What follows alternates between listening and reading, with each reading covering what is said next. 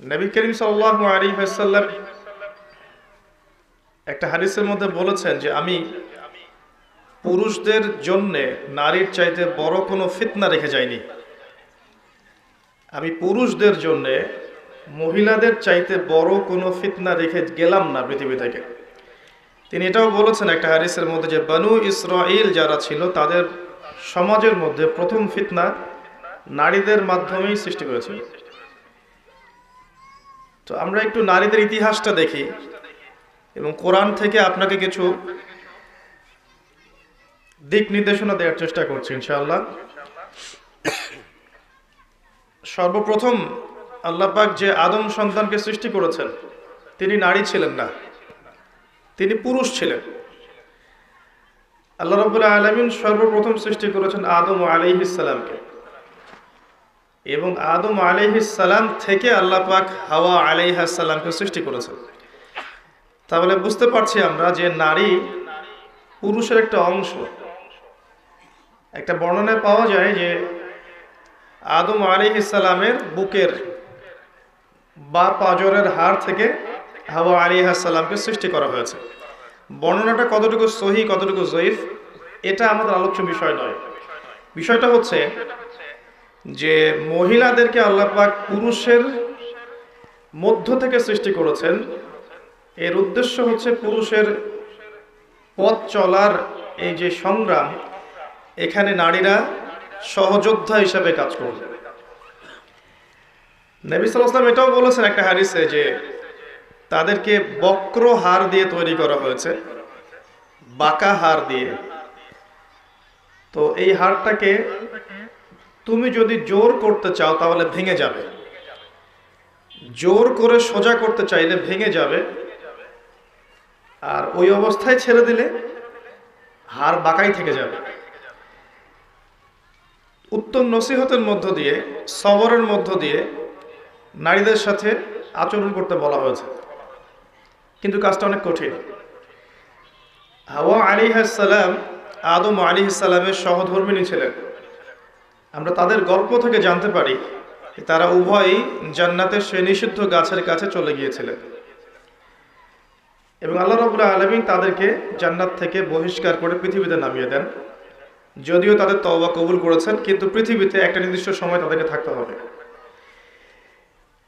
পৃথিবীতে নামিয়ে দিয়ে আল্লাহ পাক যে দিক নির্দেশনা দিয়েছিলেন সেটা হলো যে তোমরা পৃথিবীতে নেমে যাও, ফাইম্মা ইয়াতিয়ান্নাকুম মিন্নি হুদান, পৃথিবীতে তোমাদের কাছে আমার পক্ষ থেকে হেদায়েত আসবে। ফামান তাবিআ হুদায়া ফালা খাউফুন আলাইহিম ওয়ালা হুম ইয়াহজানুন, যারা আমার হেদায়েত মেনে চলবে, আমার পথনির্দেশ মেনে চলবে, আমার কিতাব রাসূল এসব মেনে চলবে, তাদের কোনো ভয় নেই, কোনো দুশ্চিন্তাও নেই। যে জান্নাত থেকে গিয়েছো সেই জান্নাতে ফিরে আসবে ইনশাআল্লাহ তাআলা। শর্তটা কি?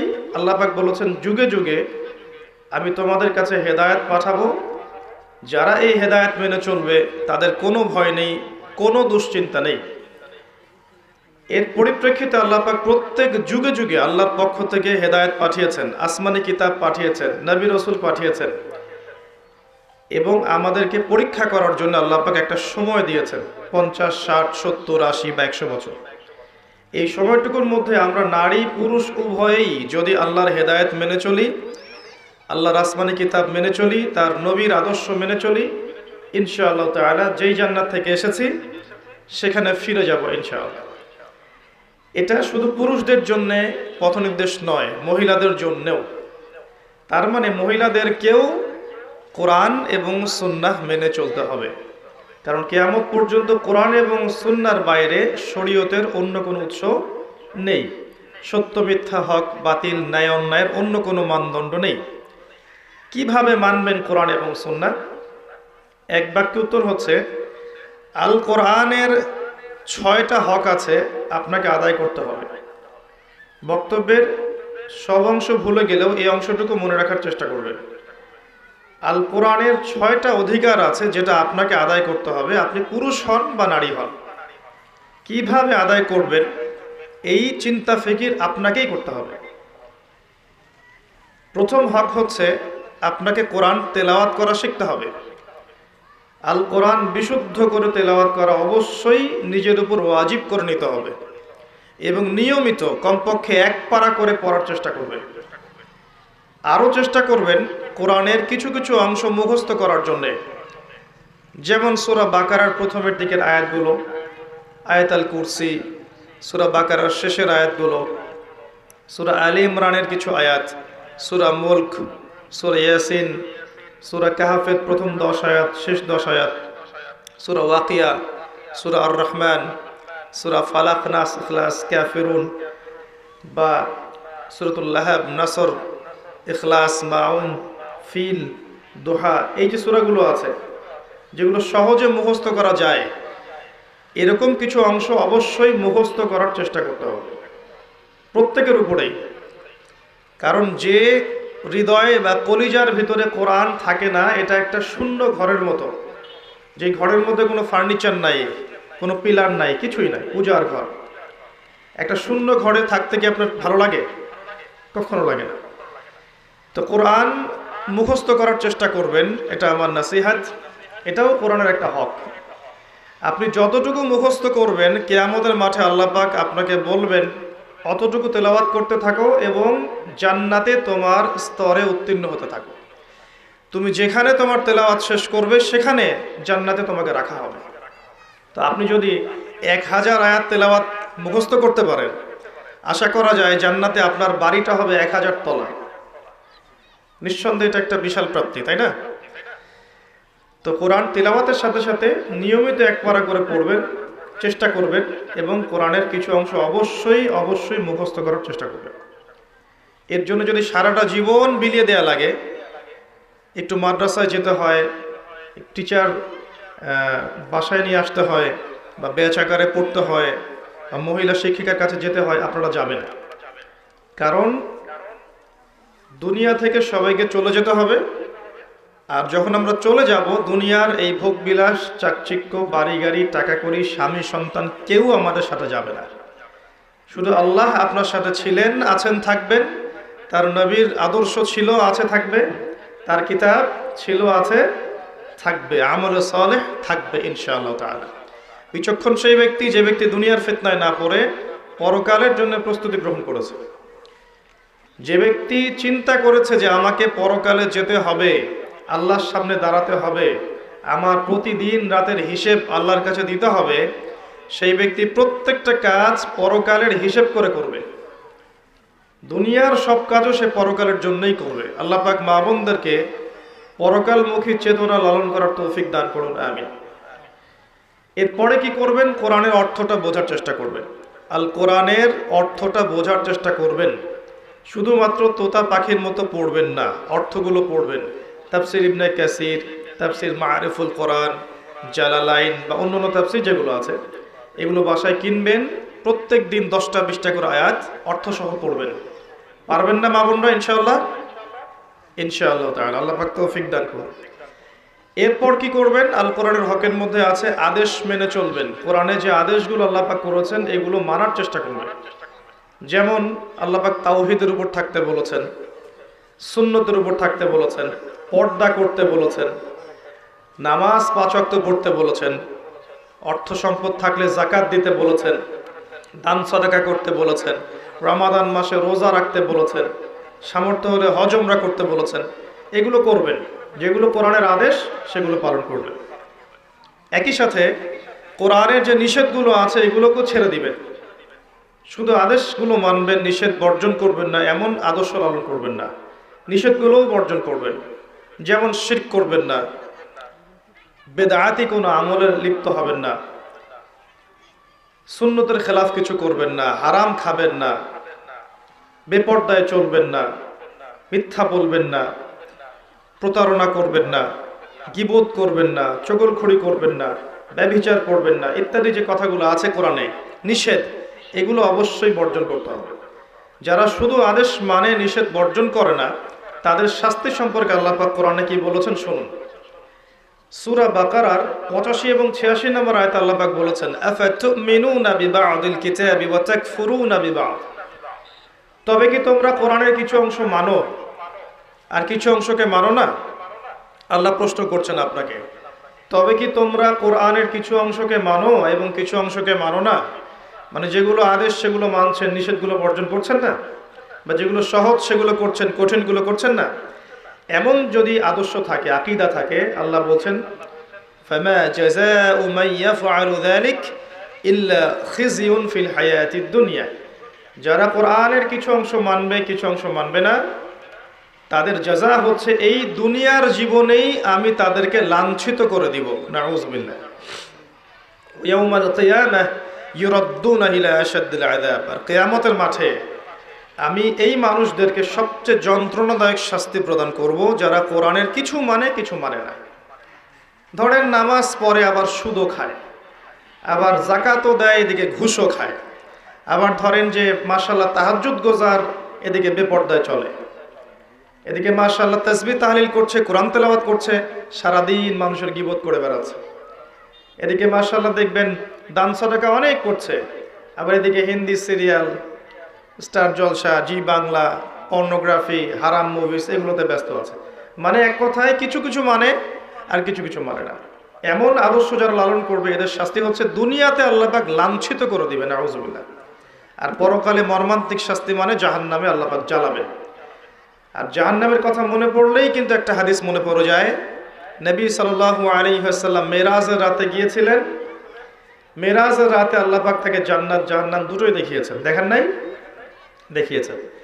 যখন তিনি জাহান্নাম দেখেছেন, সেখানে জাহান্নামের প্রহরী একজন ফেরেশতাকে দেখেছেন। খুব ভালো করে শোনেন প্রিয় মা বোনেরা, জাহান্নামের প্রহরী ফেরেশতাকে নবীজি দেখেছেন। আর জাহান্নামে 19 জন প্রহরী ফেরেশতা আছে, মাত্র 19 জন মেইন কমান্ডার। আর বাকি যে কত মালায়েকা আছে আল্লাহ ভালো জানেন। আলাইহা 19 আল্লাহ পাক বলেছেন, ওয়ামা ইয়ালামু জুনুদা রাব্বিকা ইল্লা হু। তো সেই কমান্ডারদের মধ্যে একজন, যার নাম হচ্ছে মালেক। সূরা যুখরুফের মধ্যে তার নাম উল্লেখ করা আছে, তার নাম মালেক। এই ফেরেশতাকে দেখে নবী সাল্লাল্লাহু আলাইহি ওয়াসাল্লাম বিস্মিত হয়ে গিয়েছিলেন, কারণ তার মুখের মধ্যে হাসি ছিল না। তিনি বললেন জিবরাইল আলাইহিস সালামকে, হে জিবরাইল, এই ব্যক্তিকে, এই ফেরেশতাকে, ব্যক্তি নন, এই ফেরেশতাকে যে কখনো হাসে না। জিবরাইল আলাইহিস সালাম বললেন, এর নাম হচ্ছে মালেক। আল্লাহ পাক তাকে জাহান্নামের প্রহরী হিসেবে সৃষ্টি করেছেন। জাহান্নাম সৃষ্টি হওয়া থেকে নিয়ে আজ পর্যন্ত সে কখনো হাসেনি, নাউযুবিল্লাহ। চিন্তা করতে পারছেন? কোনোদিনও হাসে নাই, কারণ জাহান্নামের আযাব দেখতে দেখতে দেখতে দেখতে তার মুখের হাসি উঠে গেছে। জাহান্নামে যারা যাবে তাদের মুখে কি হাসি থাকবে? নবী সাল্লাল্লাহু আলাইহি ওয়াসাল্লাম অনুমতি নিয়ে জাহান্নামে উকি দেওয়ার পারমিশন আল্লাহ পাক তাকে দিয়েছিলেন। তিনি উকি দিয়ে যা দেখেছেন, প্রিয় মা বোনেরা ভালো করে শুনুন। নবী করিম সাল্লাল্লাহু আলাইহি ওয়াসাল্লাম বলেছেন যে আমি জাহান্নাম দেখেছি এবং দেখেছি সেখানকার বেশিরভাগ অধিবাসী হচ্ছে নারী জাতি। ইন্না লিল্লাহি ওয়া ইন্না ইলাইহি রাজিউন। মনে করবেন না যে আল্লাহ পাক মেয়েদের প্রতি জুলুম করতে পারেন। নিঃসন্দেহে আল্লাহ পাক কারো প্রতি জুলুম করবেন না। ইন্নাল্লাহা লা ইয়াজলিমু মিসকালা যাররা। আল্লাহ পাক যাররা পরিমাণও জুলুম কারো প্রতি করেন না। তার মানে যারা জাহান্নামে যাবে তার উপযুক্ত হয়েই যাবে ইনশাআল্লাহ তাআলা। আরেকটা বিষয় হচ্ছে, এই হাদিসটা শেষ জামানার মহিলাদের জন্য খাস। জাহান্নামের অধিকাংশ অধিবাসী যে নারী জাতি হবে, এটা অন্য উম্মার নয়, এই উম্মতের, উম্মতে মুহাম্মাদী। তার মানে আপনাকে বুঝতে হবে, উম্মতে মুহাম্মাদীর মেয়েদের সাথে এমন কিছু হবে সমাজে, রাষ্ট্রে, বিশ্বে, যে তারা আর জান্নাতের পথে চলতে পারবে না, তারা জাহান্নামের পথে যেতে বাধ্য হবে। এবার চিন্তা করেন, বিগত 100 বছরে এই নারী জাতির সাথে কি হয়েছে আসলে। 100 বছর আগের মহিলাদের দিকে তাকাবেন, দেখবেন মাশাআল্লাহ পর্দার পূর্ণ তারা পালন করতেন। তারা বিনা প্রয়োজনে বাইরে বের হতেন না, বের হলেও মাহরাম ছাড়া বের হতেন। তারা স্মার্টফোন এত বেশি চালাতেন না, ইউটিউবে সময় দিতেন না, সিরিয়াল দেখতেন না, এত বেশি গীবত করতেন না, এত বেশি তহমত করতেন না, এত বেশি পতিতালয় ছিল না, এত বেহায়াপনা ছিল না। এই নারী পুরুষের পোশাক পরে রাস্তায় হাঁটতো না। আর নারীরা সম অধিকারের নামে সমস্ত জায়গায় পুরুষের পাশে ফ্রি মিক্সিংয়ে বসে যেত না। 100 বছর আগে এই সংস্কৃতি ছিল না। 100-200 বছর থেকে দেখবেন নারী পুরুষ আর পুরুষ নারীর কোনো পার্থক্য নাই। মেয়ে ছেলের পোশাক পরছে, ছেলে মেয়ের পোশাক পরছে। মেয়েরা শহরে জিন্সের প্যান্ট আর গেঞ্জি পরে ঘুরছে। পার্লারগুলোতে মেয়েদের দৌরত্ব দেখবেন, রাস্তাঘাটে মেয়ের দৌরত্ব, বাজারে মেয়েদের দৌরত্ব, যেখানে তাকাবেন সেখানে নারী, পর্দার কোনো বালাই নাই। স্কুল কলেজ বিশ্ববিদ্যালয়ে দেখবেন নারী পুরুষের কোনো পার্থক্য নাই। ফ্রি মিক্সিং, ছেলে মেয়ে খোলামেলা মেলামেশা করছে এবং ব্যাপক জেনা ছড়াচ্ছে, ব্যাপক ধর্ষণ হচ্ছে, সংসার ভেঙে যাচ্ছে, পরকীয়া হচ্ছে, দুনিয়ার সিরিয়াল নিয়ে তারা ব্যস্ত হয়ে আছে। এবং এর পাশাপাশি কতটুকু আল্লাহকে সময় দিচ্ছে আপনারাই ভালো জানেন। এর পাশাপাশি উল্টা দিকে নাই কোরআনের আলো, নাই মাদ্রাসায় পড়াশোনা, না আছে তাদের তালিম, না আছে তাদের পিছনে মেহনত, না আছে এই মেয়েদেরকে আপনার দিনের পথে নিয়ে আসার কোনো প্রচেষ্টা, না আছে 5 ওয়াক্ত সালাত, না পরিবারের পর্দা, না ইসলামী অনুশাসন, না সংস্কৃতি, এগুলো উঠে গেছে। এর ফলশ্রুতিতে বিগত 100 বছর আপনি দেখবেন নারীরা জাহান্নামে যাওয়ার উপযুক্ত হয়েছে বলেই আল্লাহর রাসূল সাল্লাল্লাহু আলাইহি ওয়াসাল্লাম দেখে এসেছেন যে কিয়ামতের মাঠে এবং জাহান্নামের এই গহ্বরের মধ্যে নারীদের সংখ্যা হবে বেশি। তাছাড়াও আরও কারণ আছে, পুরুষদের তুলনায় মেয়েদের সংখ্যা বেশি।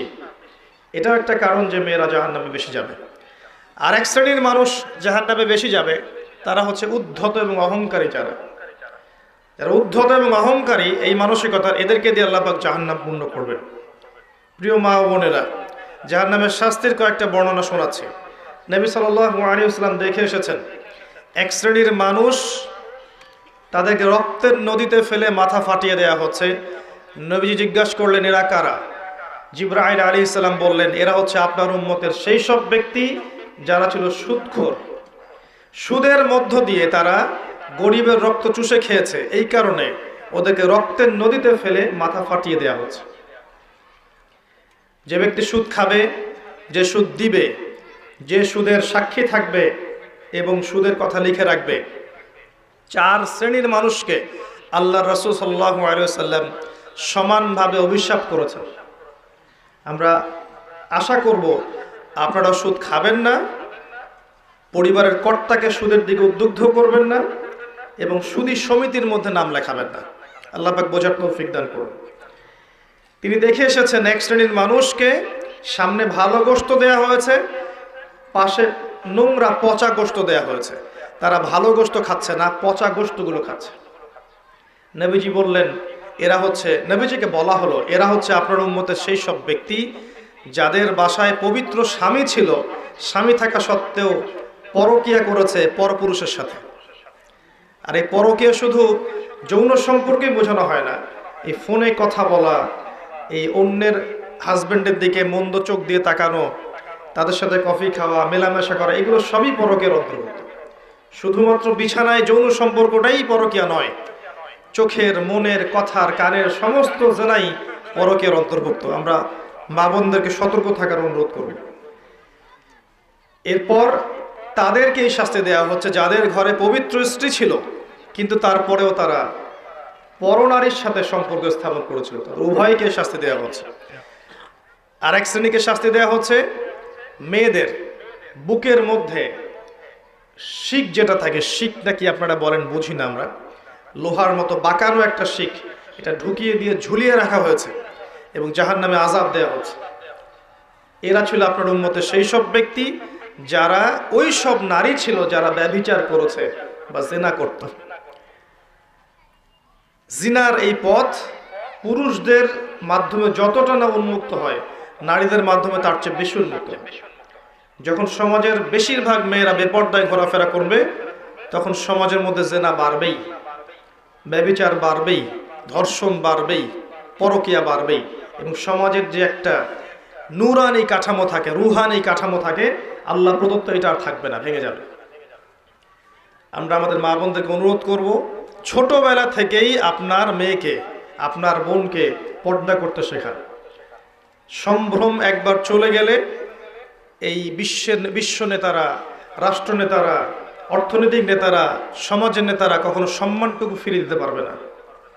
আপনার আমার সম্মান আমাদেরকেই রক্ষা করতে হবে, আমাদের পরিবারের মূল্যবোধ আদর্শ আমাদেরকেই রক্ষা করতে হবে। এদিকে দাজ্জালের অনুসারী এবং শয়তানের অনুসারীরা কানের পাশে অনেক স্লোগান দিতে থাকবে, এই স্লোগানে আপনার কান দেয়া যাবে না। আল্লাহ পাক বোঝার তৌফিক দান করুন, আমিন। আর অনেক শাস্তি তিনি দেখে এসেছেন যে ব্যভিচারীদেরকে এমন চুলার মধ্যে রাখা হয়েছে যার নিচের দিকটা প্রশস্ত, সামনের দিকটা সরু, নিচ থেকে আগুন জ্বলছে, উপর থেকে দাউ দাউ করে, আর মানুষগুলো নগ্ন অবস্থায় নিচ থেকে উপরে চলে আসছে।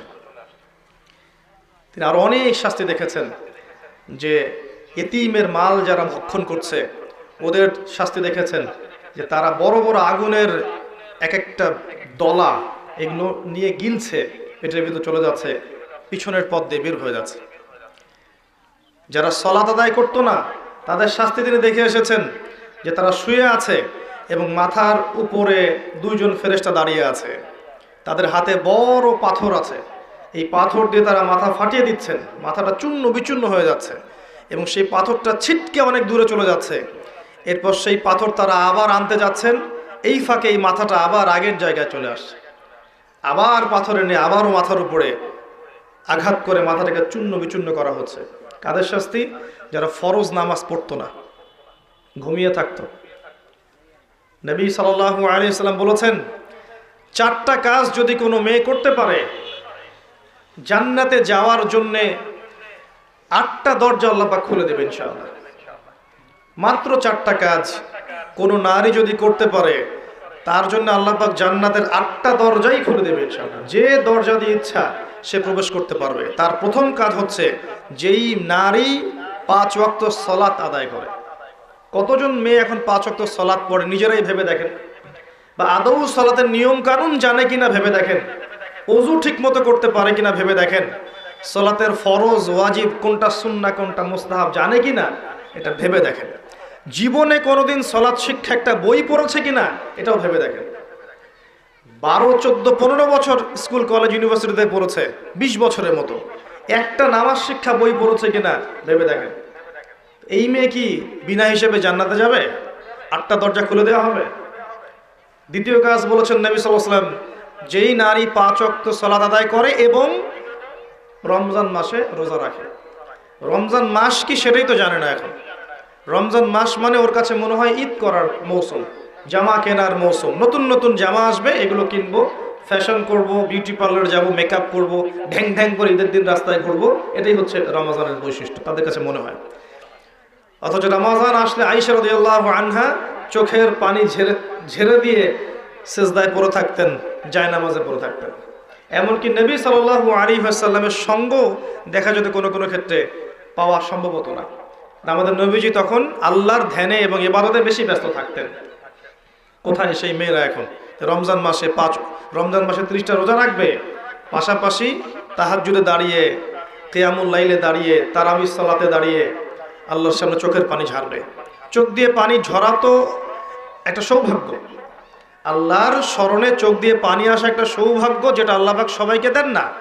যেই চোখ দিয়ে সারাদিন জি বাংলা স্টার জলসা দেখছেন, পরপুরুষকে দেখছেন, অবাস্তব এইসব কাহিনীর সাথে বাস্তবতার কোনোই সম্পর্ক নাই। শিরকি, মুশরিকি আকীদা, কুফুরি আকীদা এগুলো শিখছেন, ওদের সংস্কৃতি শিখছেন, ওদের রং ঢং শিখছেন, ওদের মতো করে কথা বলছেন, ওদের মতো করে শাড়ি পরছেন, ওদের মতো করে খাচ্ছেন, উঠছেন, বসছেন। এই চোখ দিয়ে আল্লাহর পানি বের হবে কখনো?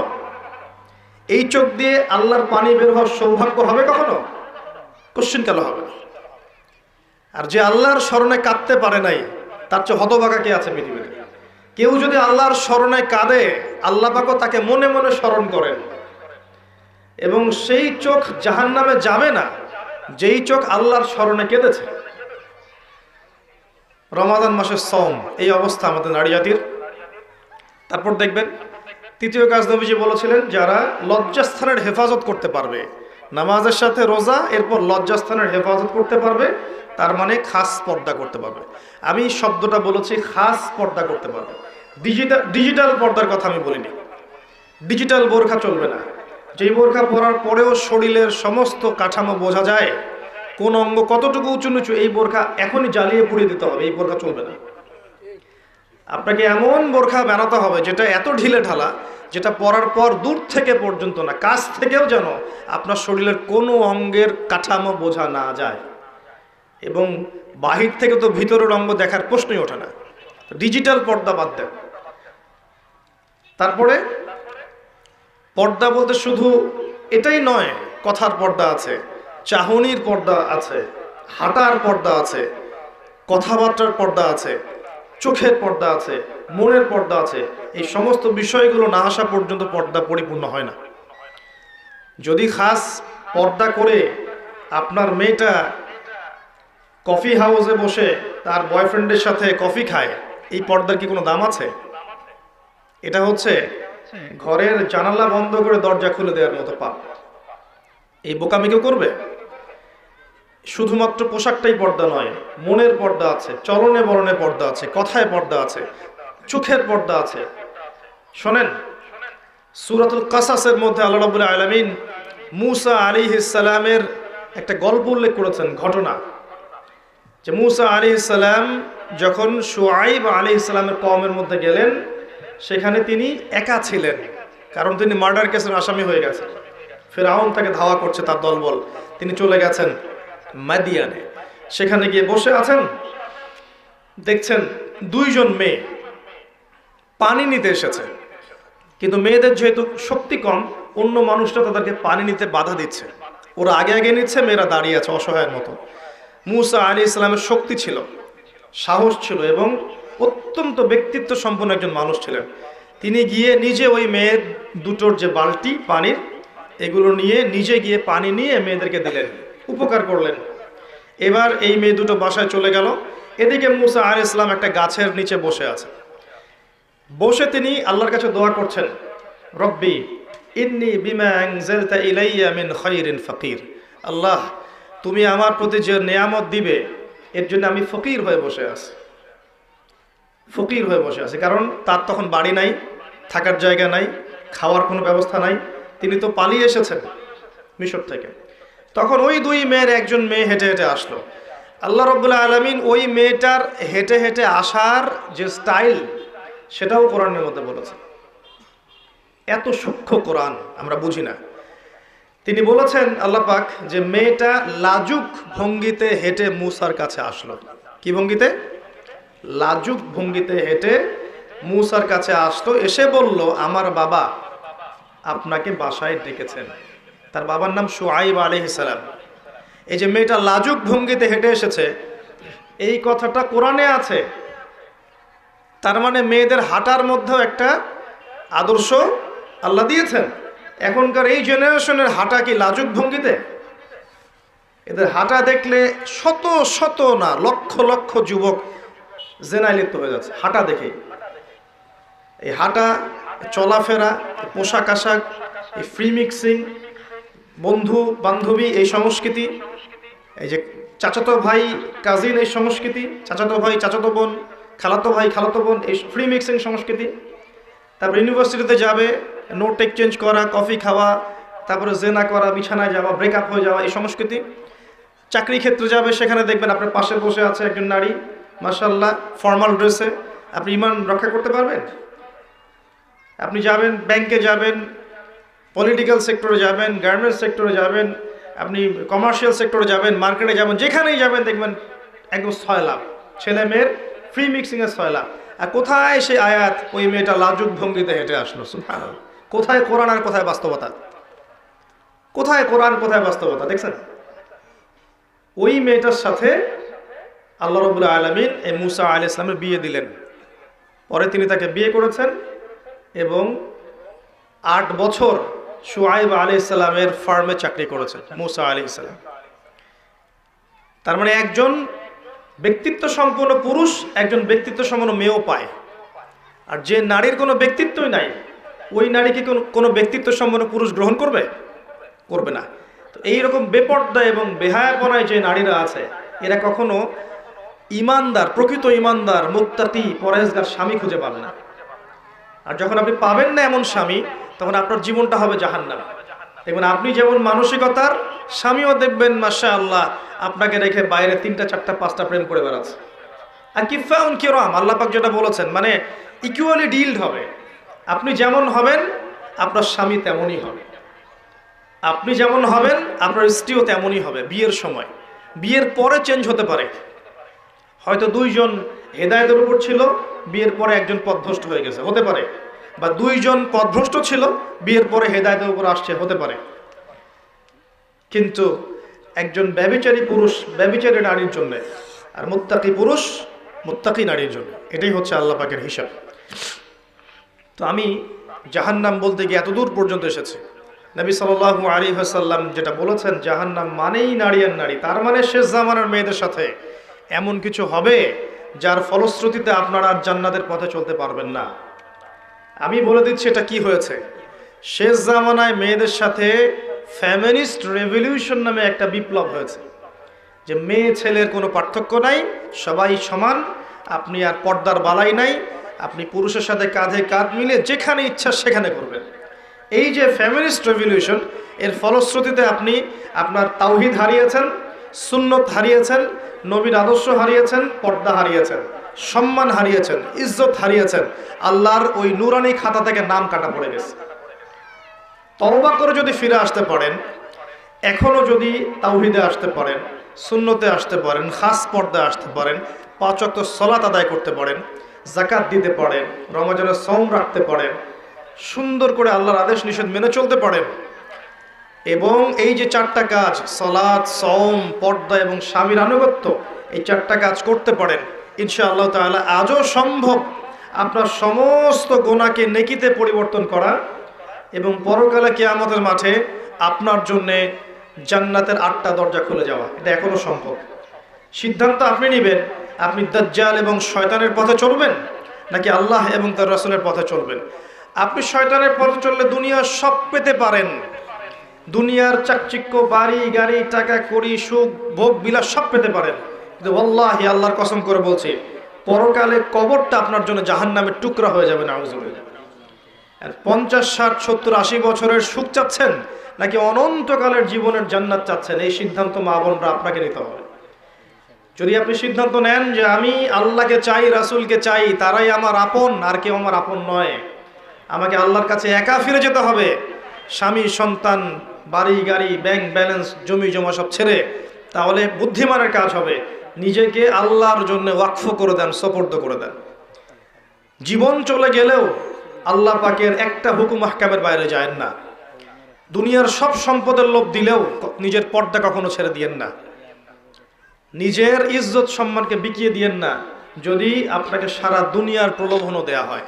আল্লাহ বোঝার তৌফিক দান করুন মা বোনদেরকে, আমিন। আমি সামনে যাচ্ছি। 4র্থ কাজ হচ্ছে স্বামীর আনুগত্যের কথা নবীজি বলেছেন। 4টা কাজের 1 নাম্বার ছিল সালাত, 5 ওয়াক্ত, 2 নাম্বার সওম রমাজান মাস, 3 নাম্বার পর্দা, এবং 4 নাম্বার ছিল স্বামীর আনুগত্য। আনুগত্য কথাটা শুনলেই গা জ্বালা করে অনেকের, এখন যে আনুগত্য আমার কি জিনিস। এখনকার যারা ফ্যামিলিস্ট রেভলিউশনের ধোকায় পড়েছে, যেই মাদ্রাসার মেয়েরাও ফ্যামিলিস্ট রেভলিউশনের ধোকায় পড়েছে, এরকম আনুগত্য শব্দ শুনলে গা জ্বালা পড়া করে, মনে করে যে আনুগত্য মানে হচ্ছে দাসত্ব। তারা মনে করে আমরা পুরুষের দাসত্ব কেন করব? হ্যাঁ, আমরা তো বেগম রোকের উত্তরসূরি, কি জন্য পুরুষের দাসত্ব করব? আমরা ডমিনেট করব, তারা আমাদের দাসত্ব করবে প্রয়োজনে, আমরা সমান। আল্লাহ যে কোরআনে বলেছেন আর রিজালু কাওয়ামুনা আলান নিসা, এটা বাদ, এটা জাদুঘরে। আসেন, আনুগত্য আর দাসত্ব এক জিনিস নয়। আনুগত্য কি? আপনার স্বামী দিনদার, মুত্তাকি, পরহেজগার, আপনাকে কোরআন এবং সুন্নাহর পথে চলতে সাহায্য করছে এবং চলার জন্য আদেশ করছে, তার কথা মেনে চলার নাম হচ্ছে আদর্শ এবং আনুগত্য। আপনার স্বামী দিনদার, মুত্তাকি, আপনাকে কোরআন সুন্নাহর পথে চালানোর জন্য তিনি চেষ্টা করছেন, এই প্রত্যেকটা আদেশ ফলো করার নাম আনুগত্য করা। আর আপনার স্বামী ভালো মন্দ কিছুই বোঝে না, আপনাকে অর্ডার করেই যাচ্ছেন, আপনি ফলো করছেন বাধ্য, এর নাম দাসত্ব। বাস্তবিক অর্থে আপনারা তো দাসত্ব করছেনই, বাস্তবিক অর্থে আপনারা পশ্চিমা সংস্কৃতির দাসত্ব করছেন, বাস্তবিক অর্থে আপনারা ভারতীয় সংস্কৃতির দাসত্ব করছেন, বাস্তবিক অর্থে আপনারা শয়তান এবং দাজ্জালের ফিতনায় পা দিয়ে ওদের দাসত্ব করছেন। কিন্তু আনুগত্য অন্য জিনিস ছিল, যে কোরআন এবং সুন্নাহর বিধানগুলো মেনে চলার ক্ষেত্রে আপনার স্বামী আপনাকে হেল্প করছে, পথ দেখাচ্ছে, এই জিনিসগুলো মেনে চলার নাম আনুগত্য।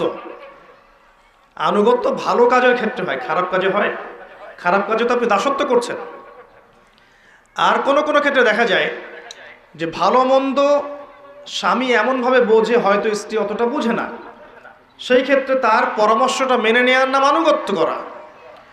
কোনো কোনো ক্ষেত্রে সমাজে এবং সংসারে, স্পেশালি পরিবারে এবং সংসারে শান্তি শৃঙ্খলা বজায় রাখার জন্যে চুপ থাকার অভ্যাস করতে হয়, নীরব থাকার অভ্যাস করতে হয়, মেনে নেয়ার মানসিকতা তৈরি করতে হয়, যাতে করে সংসারটা ঠিক থাকে, পরিবারটা ঠিক থাকে, পরিবারের পরিবেশটা সুশৃঙ্খল থাকে। এগুলো না আনুগত্য, বিচক্ষণতা। এর ফলশ্রুতিতে যে ফলাফলটা আসবে সেটা আপনিই ভোগ করবেন, পরিবার সুন্দর থাকবে।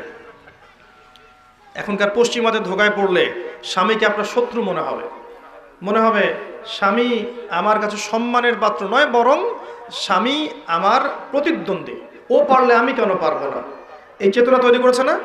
ও করলে আমি কেন নয়, তারা করলে আমি কেন নয়, মানে স্বামী এবং স্ত্রী, নারী আর পুরুষকে ওরা একে অপরের প্রতিদ্বন্দ্বী বানিয়ে দিয়েছে। অর্থাৎ সমাজ, সংসার, পরিবার এগুলো টিকে থাকে একে অপরের সহযোগিতায়। প্রতিদ্বন্দ্বিতা হলে হবে?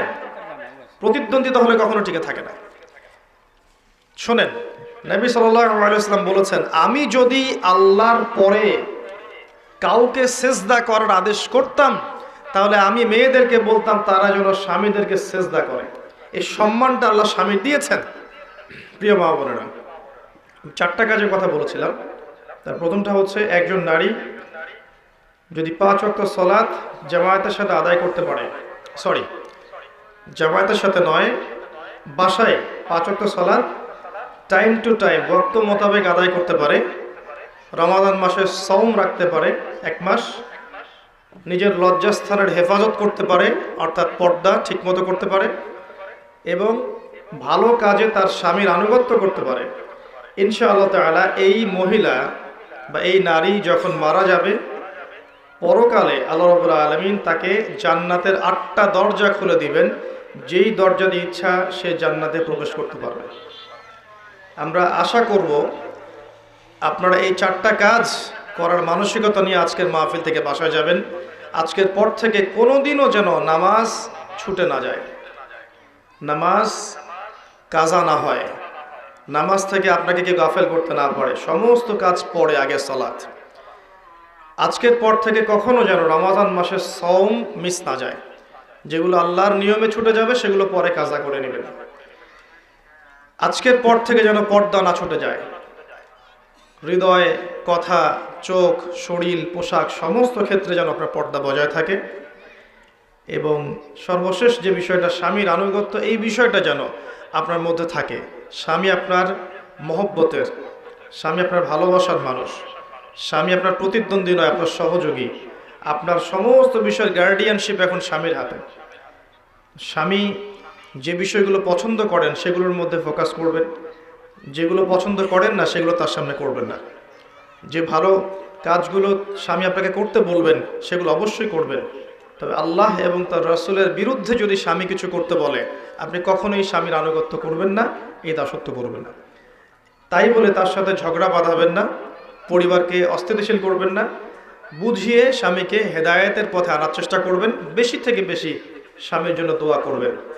এই কথাগুলো মেনে চলার চেষ্টা করেন এবং আপনার সন্তান, ছেলে হোক আর মেয়ে হোক, আপনাদের ছোট ছোট ভাই বোন, সন্তান সন্ততি যারা আছে, এদের সবাইকে ছোট্টবেলা থেকেই কোরআনের পথে নিয়ে আসেন, ইসলামের পথে নিয়ে আসেন, পর্দা শেখান, ইসলামিক নৈতিকতা শেখান, আস্তে আস্তে বড় করে তোলেন। দেখবেন ইনশাল্লাহ আপনি আমি একদিন থাকবো না, আমাদের এই প্রজন্ম ইনশাল্লাহ পরবর্তীতে থাকবে। এই প্রজন্মের হাতেই ইনশাল্লাহ দেখবেন আল্লাহ পাক ইসলামের বিজয়ের পতাকা তুলে দেবে ইনশাআল্লাহ তাআলা। আমি আর কয়েকটা কথা বলে আপনার জন্য শেষ করতে যাচ্ছি, এই অংশটুকু একটু মনোযোগ দিয়ে শুনুন, 5 থেকে 10 মিনিট। আল্লাহ রাব্বুল আলামিন কোরআনে এবং সুন্নায় আপনার জন্য প্রচুর হেদায়েত দিয়েছেন। আমি যদি আসলে আরো একটা দিন সময় পেতাম আপনাদের লেকচারের জন্য স্টাডি করার, আমি 1 থেকে 1.5 ঘন্টা শুধুমাত্র আপনাদের ব্যাপারে কোরআন এবং সুন্নায় যতগুলো আয়াত এবং হাদিস এসেছে সেগুলো আমি আপনার সামনে বলতে পারতাম। আমার সফরের ক্লান্তিজনিত কারণ এবং সময় সংকুলন না হওয়ার কারণে আমি সেই 1.5 ঘন্টার লেকচারটা এখন দিতে পারছি না। ইনশাল্লাহ ভবিষ্যতে শুধুমাত্র মহিলাদের জন্য আলাদা একটা খুতবা বা মাহফিল থাকবে, সেখানে পুরো বিষয়গুলো আমি তোলার চেষ্টা করবো ইনশাআল্লাহ, আল্লাহ তৌফিক দান করুন। তবে আমি চিস্টগুলো এখন বলছি আপনাকে। আল কোরআনের প্রথম সূরা সূরা বাকারা। এই সূরা বাকারার মধ্যে যে নবীর ঘটনাকে কেন্দ্র করে এর নাম সূরা বাকারা হয়েছে তার নাম নবী মুসা আলাইহিস সালাম। কথা ঠিক আছে? আচ্ছা, নবী মুসা আলাইহিস সালাম এর পরিবারের মধ্যে নারীদের জন্য হেদায়েত আছে।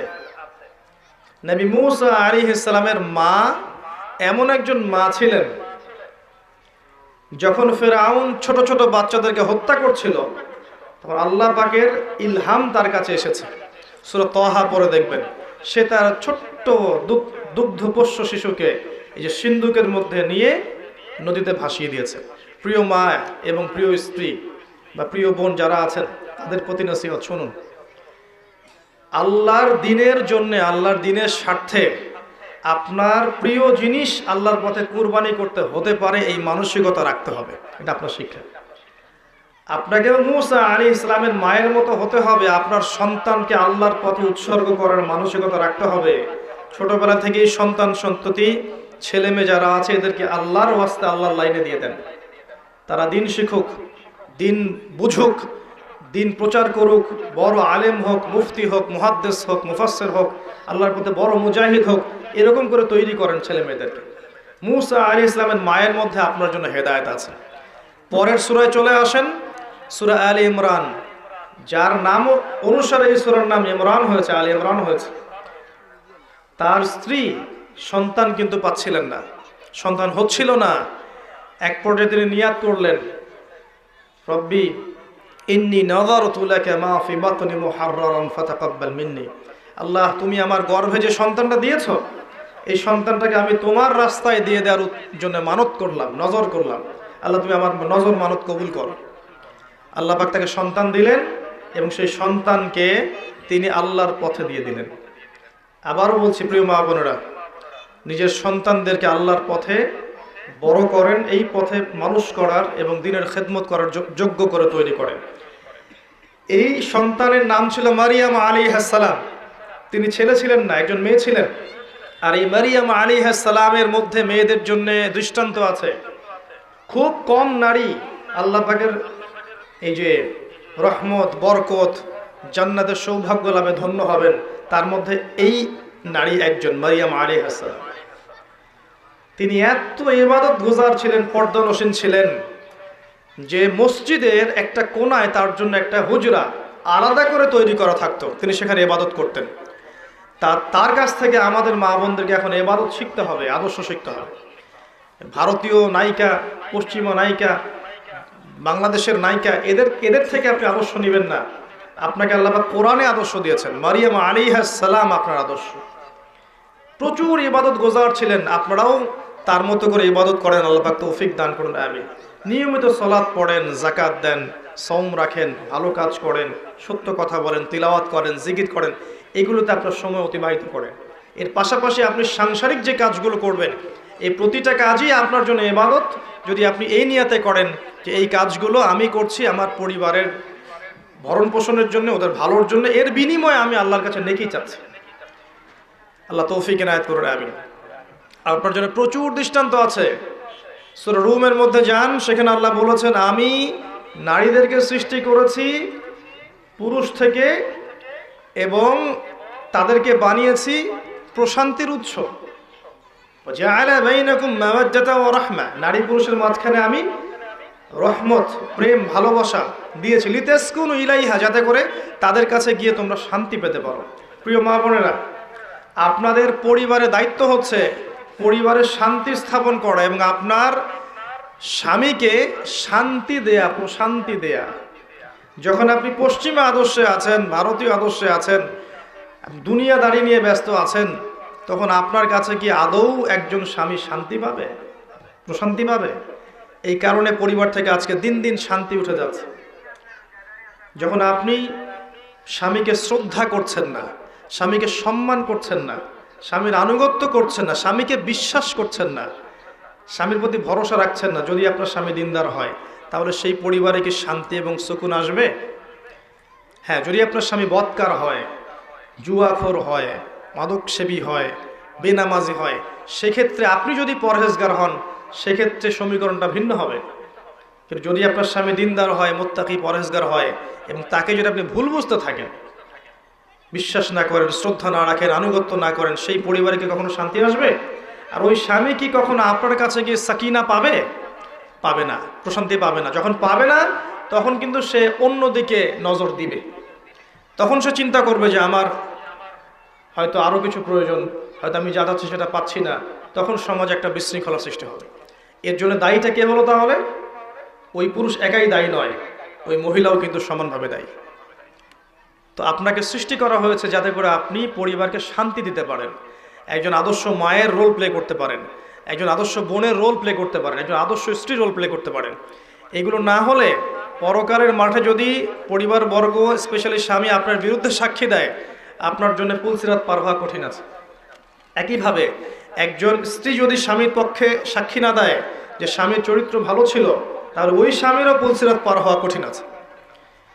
তো এই বিষয়গুলো আমাদেরকে বুঝতে হবে। এগুলোর অভাবে আজকে পরিবারগুলো ভেঙে যাচ্ছে, ডিভোর্স বাড়ছে, ভুল বোঝাবুঝি বাড়ছে, ঝগড়াঝাটি বাড়ছে, ব্যভিচার বাড়ছে, পরকীয়া বাড়ছে, জেনা বাড়ছে, ধর্ষণ বাড়ছে, এগুলো বাড়ছে। সামাজিক কাঠামো ভেঙে যাচ্ছে। ছোট ছোট মেয়েরা এবং ছেলেরা যখন পরিবারে বড় হয়ে উঠছে, দেখছে যে পরিবারের কাঠামো ভালো না, স্বামী স্ত্রীর মধ্যে সম্পর্ক ভালো না, পিতামাতার মধ্যে সম্পর্ক ভালো না, ওরাও দেখবেন বিক্ষিপ্ত একটা মানসিকতা নিয়ে বড় হয়ে উঠবে।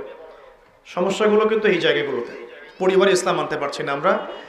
আপনার জন্য আরো অনেক দৃষ্টান্ত আছে কোরআনের মধ্যে এবং হাদিসের মধ্যে। আমি আজকে একটা বলে শেষ করছি, শোনেন।